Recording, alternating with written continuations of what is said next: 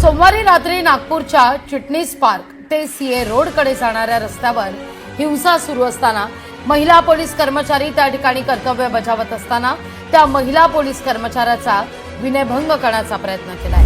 तेव्हा नागपूरच्या दगडफेकी मागे काश्मीर दगडफेकीचा पॅटर्न असल्याचा राज्याच्या गृह विभागातील सूत्रांनी आता ही माहिती दिली आहे। अवघ्या 4 तासांमध्ये अनेकांपर्यंत मेसेज देऊन हा जमाव जमवला असल्याचं देखील आता यामधून स्पष्ट होत आहे। तुमच्याकडनं जर ही शांतता आणि सुव्यवस्था सांभाळली जाणार नसेल तर माझ्या प्रत्येक शिवसैनिकाच्या हातामध्ये मला स्टेनगन द्यावीच लागेल।